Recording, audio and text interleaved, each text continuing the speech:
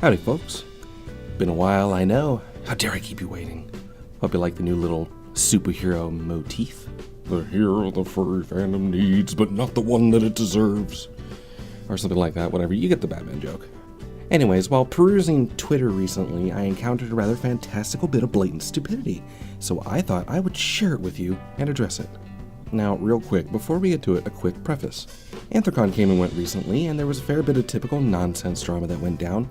Of course there was. It's furries, and there's a lot of them in one place. It's gonna happen. In particular, however, what seems to have been a big fat pile of these little Nazi furs fuck off stickers or ribbons or whatever that were available at or near the convention registration. A whole bunch of people whinging against them, and an army of tards with the intellectual depth and clarity of a dirty kiddie pool, virtue signaling their spurgy little hearts out in support of them. Either way, I could give a shit less, because it's all completely pointless stupidity at the end of the day to me, so whatever. Anyways, this whole little situation, though, spurned a fantastically delusional tweet. This particular bit of retardation comes from a user at VictoryDanceOfC, where they say, "Been seeing a lot of Nazi just means person I disagree with nonsense going around, so I made a little quiz to determine who is and isn't a Nazi fur. If you're not sure whether or not those Nazi fur fuck-off ribbons are targeted at you, give this quiz a once-over." So I figured, fuck it, I'll check it out. Sure enough, though, it's bullshit. Basically, every single one of the questions on the little test are topics which necessitate examination and recognition of the inherent nuance to each issue. In typical leftist fashion, however, this person and every sperg who adores it oversimplify them to the point of turning them into an ideologically biased dichotomy, in this case by means of the vastly inappropriate true-false method. The entire thing follows the usual leftist methodology of requiring you answer in simplistic adherence to the ideological orthodoxy, and should you answer too many in a manner not to their liking, then, you guessed it, you're a Nazi. The whole little test is a fantastical example of the idea that leftists would call you a Nazi just for not blindly agreeing with their point of view, like an obedient devotee to the faith, honestly. But let's get started and address its points, which, ironically enough, the first one hits right on the issue just addressed a moment ago. So here we go. 1. When liberals say Nazi, they really just mean conservative or person with a differing opinion. There's actually two things to address here. The first would be that this point is both true and false. Most would not so flippantly and carelessly toss around the accusation of Nazi because they realize the severity of such a label and wouldn't apply it in such a blatantly false and inappropriate fashion. There are, however, plenty of people who not only will inappropriately call people a Nazi, but actively do so. You see it regularly not only in person, quite often as anti-Trump protests and Antifa circles, but all over social media. You see people being called Nazi for such simple and uncontroversial things as supporting Republican candidates, supporting the security of our laws and borders, especially regarding the detainment and deportation of people illegally entering the country. And hell, you see it actively used against those in strong support of freedom of speech. So while this particular point may be mostly false, at least by the numbers, there is absolutely a truth to it. That being the case, oversimplifying it to the true-false dichotomy would invariably necessitate that this answer be true. The second thing to note is that, for the sake of distinction, it's not liberals who make such false and flippant accusations. Overwhelmingly, the ones calling people Nazi for no better reason than being conservative or having a different point of view would be those commonly referred to and identifying as progressives. In particular, those of the variety who promote social justice, are socialists or have socialist sympathies, and generally believe intersectional theory and entrench themselves in identity politics. You know, fervent far-left ideologues. Either way, the next one, 2. It is the fault of illegal immigrants if they are arrested and separated from their children. Honestly, this one is just blatantly true no matter how you spin it. Borders exist, rightfully so, as do immigration laws. No matter how much you may not like it, nations have the sovereign right to secure and defend their territories and rightfully determine who they do and do not allow into their territories and how. When adults enter a country illegally by sneaking across the border rather than going through the legal immigration process, It's not as if they're doing so under the control of some unseen hand of God. They choose to do so, knowing full well what they are doing is illegal. They know it's illegal because, spoiler, even the places they are coming from have enforced borders and immigration laws. When they choose to enter a country illegally, they do so knowingly. So the responsibility is on themselves if they are caught and detained for doing so. They knew the risk. As for being separated from their children because of this, yes, the responsibility also lies with them. However, it needs to be pointed out. Being separated from their children isn't as hyperbolic as the question would imply. Some children are temporarily separated from their parents to undergo processing. After processing, some children are returned to their parents to be deported with them, and some other children stay in the country to be turned over to sponsors or family already legally residing in the country. The issue of family separation is extremely overblown. It's a non-issue. The children are handled and tended to humanely, while everyone in detainment undergoes processing. Next. 3. Modern-day Nazis simply don't exist. Again, this needs explanation because it's not a simple true-false issue.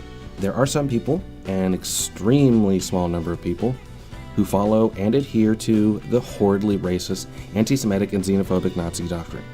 These people are, and have been for decades, been known as neo-Nazis. These people are not technically Nazis. They are not members of the German National Socialist Workers' Party. At the end of the day, it's really just an incorrect usage of terms. Nazis don't exist anymore. Neo-Nazis do exist, though. Modern adherents to Nazi doctrine and ideas exist. Actual Nazis don't. All things considered, using the dichotomy provided, this statement can be labeled as false. 4. Immigration and forced diversity are a threat to white culture in America. A threat to white culture in America? No, not at all. As presented, this statement can be declared false. To make a point, however, immigration in and of itself is not an inherently negative concept. Immigration has many benefits to both the immigrants and the host nation as well, when that immigration is responsibly regulated, limited, and the immigrants adapt to and adopt the culture of the nation they go into in order to effectively, and to the benefit of themselves and the host nation, integrate into their new society. American culture is based heavily on the foundation of classical British liberal values and rule of law.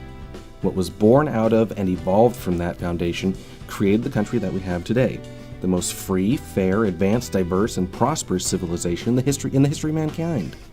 Regardless of the nation in question, when immigration can be a threat to a nation's culture, is when said immigration is unregulated, unlimited, and the immigrants have no reason, incentive, or requirement to conform to the host nation's culture and values. There are a lot of things to unpack on the immigration topic, but at the end of the day, the point stands, and the answer to the fourth question, as it is presented, would be false. Because let's just be clear, folks, culture and values aren't determined by skin color. We live in a liberal culture with Western values, not white culture. 5. Genetically, blacks tend to have lower IQs than whites. Okay.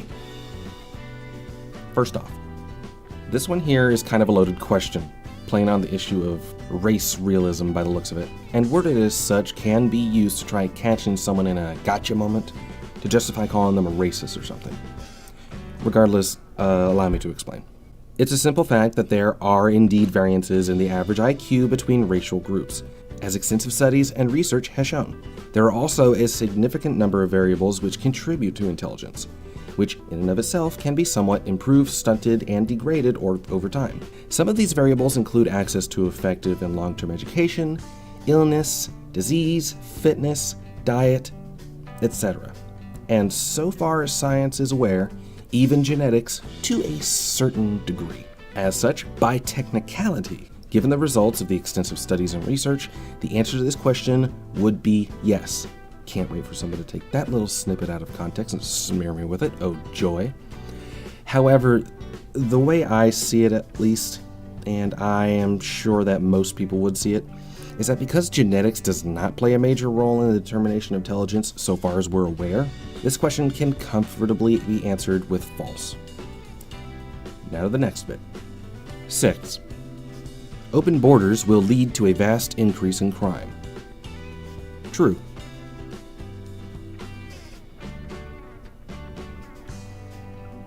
Oh. Oh, you wanted an explanation. Oh, alright, then here you go. Open borders allows anyone to enter and anyone to leave. You know who would be really interested in entering? Not only a shit ton of people from quite different cultures and with quite different values who have no incentive to adopt our own culture and values because there's no regulated body to impress it upon them in order for them to far better and beneficially integrate into our society, plenty of whom will inevitably go on to commit crimes here. I'm not saying most, I'm not saying all, I'm not saying a shit ton, but plenty of them. The huge spike in crime across parts of Europe due to the migrant crisis is proof enough of that. It happens. We have the evidence. We have the experience. But oh no, it's not just them. There's other people too.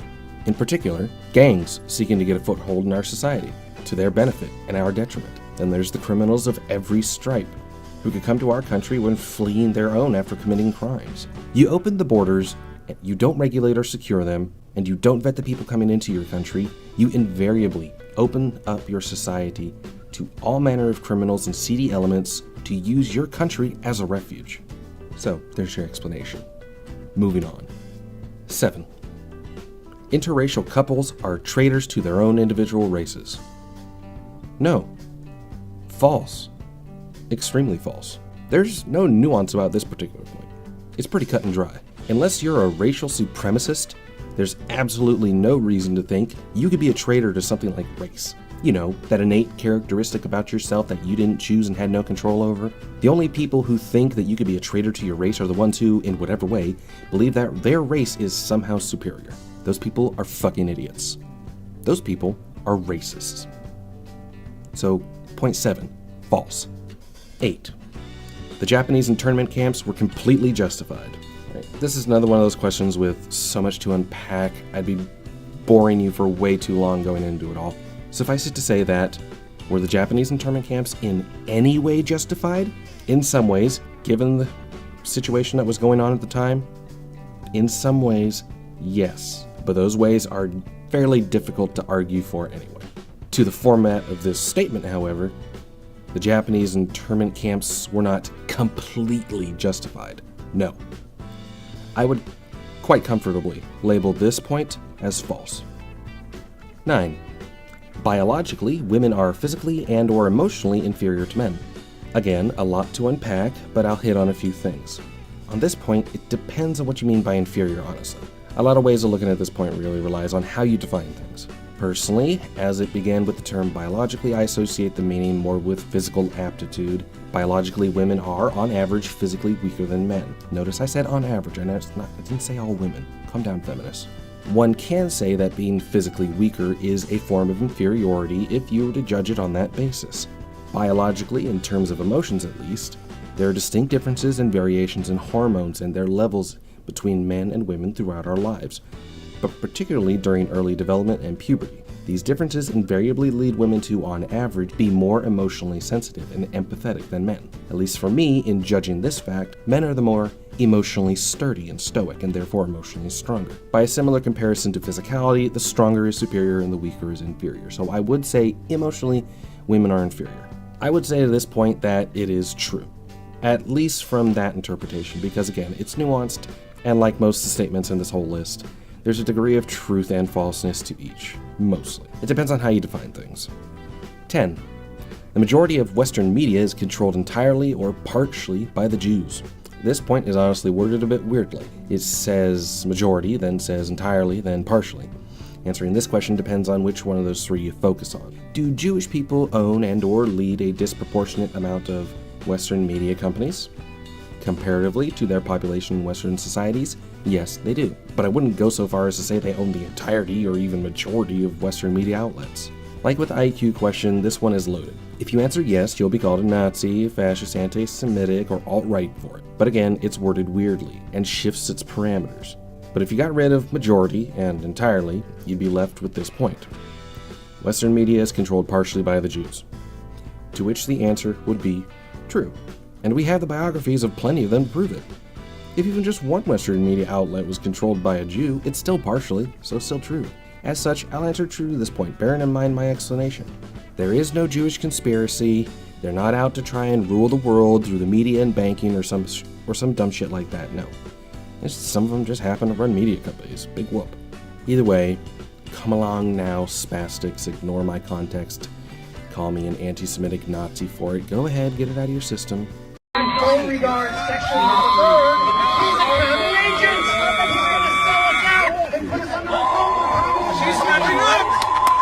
Okay, got it out of your system? Good, we're halfway done, so let's move on. 11. America would be better off if blacks, Mexicans, I think you mean Hispanics. Not everyone from south of the border is just a Mexican, you bigot. And Asians went back to their home countries. Honestly, this point just doesn't make sense to me. The overwhelming majority of blacks, Hispanics, and Asians were born here, meaning the United States because I'm American. So the US is their home country. Skin color does not infer a geographical place of birth anymore. This isn't 500 BC. The world has been well traveled by everyone of every pigment for hundreds upon hundreds of years. Your home country is where you're born, not dictated by the color of your skin. That's racist! Yes, some blacks, Hispanics, and Asians weren't born here. They're immigrants. But the majority of immigrants are here legally, become citizens, and integrated well into our society. So I don't see what benefit there would be to getting rid of them. I could touch on the issue of illegal immigration, but either way, you get my point. I can comfortably label this statement as false. 12. Cultural Marxism has had a detrimental effect on Western society. True. What, you seriously expect me to really delve into that shit? Bro, it's such a ridiculously big topic that I'd need a whole separate video or two just to really scratch below the surface. Suffice to say, I believe there's truth to the statement, but to what degree, I can't really say. The topic of cultural Marxism would take a very hefty amount of examination, but I believe it's a thing, and I think it's detrimental. Moving on. 13. Transgender people are mentally ill and should be made to accept the gender they were born with. This statement is a two-parter, so of course is iffy in regards to applying a true-false standard to it. However, I can comfortably address both parts and not get a conflict of perspective. Firstly, I do not believe that transgender people are mentally ill. Transgenderism in and of itself is a psychological condition, yes. I would not say that this inherently means that they are mentally ill, though. By comparison to the population at large, transgenderism has an extremely low rate of incidence, at less than 1% of the population as a whole. That being said, transgenderism is certainly an abnormality. There's another snippet people can take out of context. God, I am just handing them out today. Note that I said abnormality, as in abnormal, as in not normal, as in being well outside of the average. An abnormality is not inherently a detriment or a negative, and as such, I wouldn't classify it as mental illness on par with something like, I don't know, schizophrenia. Secondly, I do not believe that transgender people should be made to accept the gender that they were born with. In general, I don't believe that anyone should be forced to do anything against their will. If they want to transition or live their lives as the other gender, so be it. You do you, live and let live. No one has the right to tell you who or what you can or cannot be, simple as that. Both of these things considered, I would label this particular statement very comfortably as false. 14. Neo-Nazis and groups like the KKK should be allowed to march and speak their points of view without fear of being attacked or outed to their employers. Like with many of the statements in this thing, there's a lot to unpack with this one, but I'll keep it short for you. Yes, they should be allowed to, because justice is blind, and the same rights that apply to you should apply to everyone. If you believe that they shouldn't be allowed to march to speak their views and should fear being attacked, then that applies to everyone across the board. The minute you start restricting others, it's inevitable that those same restrictions can and will be applied to you someday as well. Their views may be abhorrent, but as the saying goes, sunlight is the best disinfectant. When allowed to publicly air their views and march, everyone else sees them for exactly what they are, and rightfully so. They will be laughed off, turned away from, and dismissed for the bigots that they are. You don't need to assault them or hurt them. They will quite effectively hurt themselves. Assaulting them only gives a semblance of credence to their grievances when they claim to be victims. There is no sense in giving them what they want by justifying them with your fists. I know for damn sure that this one will get me called a Nazi, but fuck it, I've made my point. And if you disagree with me, you're free to leave a counter argument in the comments section. Go right ahead. That being said, I labeled this statement as true. 15. Groups like Antifa and people who threaten, harm, and act rude towards racists, Nazis, etc. are just as bad, if not worse, than the people they oppose. I'll try to keep my response to this one short, but succinct. Being rude to bigots is not a crime. Be rude all you want, who cares? Though to be fair, I would suggest taking a more civil approach, because I think the last thing you want to really do is go around antagonizing people. You don't need to be a raging spaz and outright asshole to people, even if they're bigots that you're addressing, in order to make fun of them and weaken them. Threatening and harming people, however, are crimes. And in any civil, just society, when you commit a crime, you suffer the punishment. Violence will not deter racists, Nazis, etc. It will only embolden them. And before long, they'll be more than happy to return the favor. In a just and civil society, violence is an escalation in the realm of political and ideological differences. If you really think that these people are so bad, then beat them with ideas. Beat them with arguments. Because if they're as violent as you believe they are, then they'll lash out, and they'll suffer the consequences of doing so under the law. When you lash out, you're putting yourself on the same level you believe they are, and so you are no better than them, regardless of your beliefs or your intentions. If you can't beat them with ideas or arguments, then that says a lot about your ideas and arguments. It says your ideas and arguments are weak at best and at worst, non-existent. That being said, I will label this statement as true. 16. BLM, meaning Black Lives Matter, and Antifa are domestic terrorist organizations. Black Lives Matter has not, to my knowledge, been designated by the FBI and Homeland Security as a domestic terrorist organization, though there is certainly a lot to be said about a lot of the blatantly anti-white and black supremacist rhetoric coming out of BLM, the extremely negative and divisive sentiments it encourages. Antifa, on the other hand, has been designated a domestic terrorist organization by the FBI and Homeland Security, and rightfully so, given their very public displays of rioting, violence, and threats in order to push and advocate for anarchistic and Marxist political goals. They use violence to push a political and ideological goal. That's definition terrorism. So this statement is essentially half true, half false. Given the fact that at least half the statement is true, I'm comfortable in just saying true in the true-false standard. 17. Communism is worse than fascism because more people died in communist countries than in the Holocaust. If you're judging which is worse strictly by the numbers, then yeah, communism is way worse. If you're judging which is worse by all factors considered, then the simple answer is that both communism and fascism are unbelievably shitty, horrid, dangerous ideologies, and they both deserve to be resigned to the gas chambers. As far as I'm concerned, they're both shit. Equally shit. Equally, definitively, objectively, complete and utter shit. This statement is, however, by its format, false. 18. I have my doubts on whether or not the Holocaust even happened. What? What the fuck? False, fucking clearly. We have an overwhelming number of metric fuck tons of evidence proving that the Holocaust happened. This is not up for debate. Next. 19. I would be happier in a community that consisted only of whites. Honestly, no. White people, being people too, can be, and sometimes are, really shitty. Same with black people, same with Hispanics, same with Asians, same with Native Americans, same with Middle Easterners, yada yada yada. It's not the skin color of the people of society around you that matters. It's the culture and the values. I'm quite fond of Western values and the liberal culture we live in, and has been shown quite clearly by the integration of immigrants into our society, the color of one's skin does not determine one's values. I labeled this statement as false. And finally, we get to the last one. Then it's on to tallying up the score and talking about that bit of nonsense before getting to the closer of this video. 20. I think that President Trump has been a very good president so far.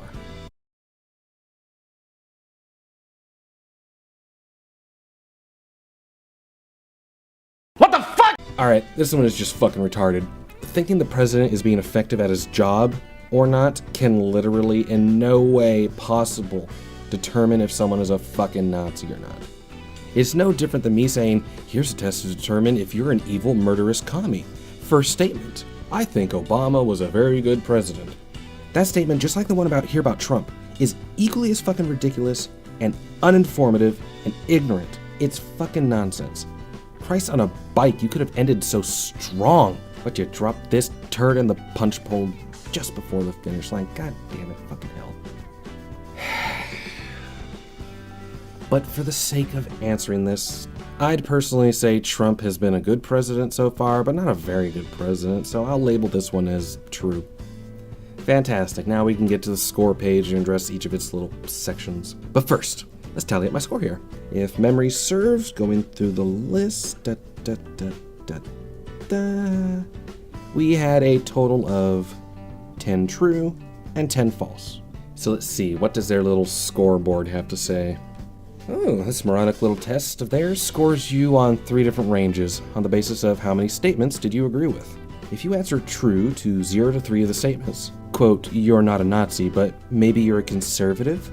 Already, this little test of theirs can't make any kind of genuine determinative statements in regards to political views and leanings, because even if you disagree with every statement on the test, it can in no way make a reflection of your views. Anyways, continuing. Either way, when we say Nazi first, fuck off, we don't mean you. If you answer true to 4 to 9 of the statements, quote, you're probably not a Nazi, but you should take a good long look at your life choices and consider the road you're going down. You've got some pretty hateful viewpoints. Fucking woo, lad. Now, this one right here has a lot to unpack. First and foremost is the completely horrid way in which this statement seeks to morally denigrate others in this manner. With this, we can see the test is inherently coming from an entirely partisan perspective, wherein responding to this little test both implies and requires that the responders agree nearly or completely entirely with the creator's own views by disagreeing to the near or complete entirety of the statements made in this little test. This test is clearly operating from an entirely biased perspective. To no surprise, a far left one. Just look at the statements and the manner in which they're presented. Amusingly enough, this test does exactly what the first statement implies, and what the far left is notorious for. Calling people Nazis or Nazi sympathizers, for no good reason. By simply boiling responses to the statements in this little retarded test to a true-false format, it's making judgments on a basis that entirely neglects the nuance involved to the statements and any manner of examination to them. Hell, even the political compass test, which in and of itself is still fairly flawed by the response format it uses, in its case, using the format of completely disagree, don't agree, or agree, and completely agree. However, even the political compass test allows at least, some added variation to consideration of the statements. Tests of this format, in which a variety of statements are made, particularly of the political and ideological variety, and one is judged by how one responds to them in an extremely limited fashion, thereby not taking any manner of nuance into consideration, cannot in any genuine manner appropriately address, define, and grasp the perceptions and views of individuals in whole or part. Anyway, moving on. If you answer true to 10 to 20 of the statements, quote, you're probably a neo-Nazi. Or if you're not, you share most or all of their viewpoints. When we say Nazi first, fuck off, we mean you. Get the hell out.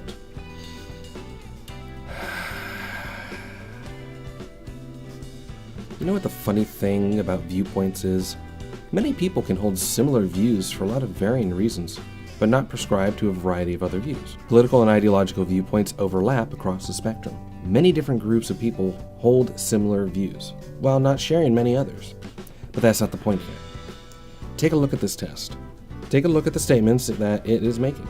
If you don't support open borders, it tabs you as a Nazi. If you think mass, unregulated immigration is a bad thing, it tabs you as a Nazi. If you believe in the realities of biological evolution and science rather than deny it, it tabs you as a Nazi. If you believe that the left has its own radical and extremist groups, rather than just laying extremism strictly at the feet of the right, then it tabs you as a Nazi. If you're critical of the historical facts and realities of communism, it tabs you as a Nazi. It goes on through most of its statements, making it entirely clear that as far as the creator and supporters of this little test are concerned, if you're not a leftist, you're a Nazi. If you're a dissenter to their views, you're a Nazi. If you aren't with them, you're against them. So you must be a Nazi. This whole thing just screams to me of tribalism, partisanship, radicalism, and the demand that you conform or you suffer. The whole thing reads like a cult. Think as we do. Don't associate with the outsiders. Don't dissent. Don't ask questions. Don't think about it too much. Give us your blind faith and submission.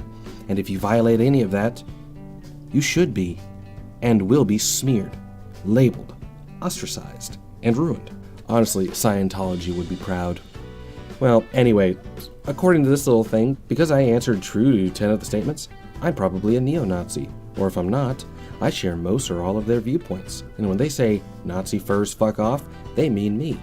And I have to get the hell out. Well, I've got a few things to say at least. First, fuck you. Fuck you for any insinuation beforehand, now, or ever that I am a Nazi or similar to them in any way. You're deluded, quite obviously, to any sane and intelligent person capable of critical thought. Second, when you say Nazi first, fuck off, you're talking to maybe a dozen people at best. But unfortunately, you are so blindly and unquestioningly entrenched in your ideological position that you either fear or refuse to critically examine what you believe and the consequences of it. If I could be bothered to, but honestly, I can't be, I would genuinely pity you for how you were not only caught up in your own far-left cult of social justice, but so desperately try to keep yourself there. You poor things. Finally, it's little tests like this, views like this test express the blatant and blind tribalism of it all that is a genuine problem the furry fandom has, and society at large, really. The fandom, though, is not political. You forced politics into it and shoved it front and center. You push this nonsense on countless young, naive, and impressionable minds. If anyone in the furry fandom is recruiting people and radicalizing them, guess what? It's you. The furry fandom is just that, a fandom. It's a community and subculture entirely centered around the idea of anthropomorphic animals and being fans of them. That's it. Anyone can be a fan if they want to, and so making them a part of the fandom. There may be a couple weird neo-Nazis who are in the fandom, maybe. There's also National Socialists, a variety of socialists, communists, progressives, liberals, libertarians, anarcho-communists, anarcho-capitalists, conservatives, Jews, Muslims, Buddhists, Christians, pagans, heterosexuals, homosexuals, bisexuals, asexuals, pansexuals, men, women, transgenders. The list goes on and on and on. There is pretty much literally people of every kind imaginable in the fandom. So no, I won't get the hell out. Neither will anyone else. Neither I or anyone else should have to get out. You don't get to determine who is and is not in the fandom. No one does. There's no checklist. There's no purity test. There's no standard to decide who is and isn't a furry, or who can or can't be part of the fandom. This isn't a privileged gated community. There is no gate. So get the fuck over yourselves and stop trying to gatekeep it. So to end this, I'm happy to tell you what needs to be said and what you need to hear. Go fuck yourselves.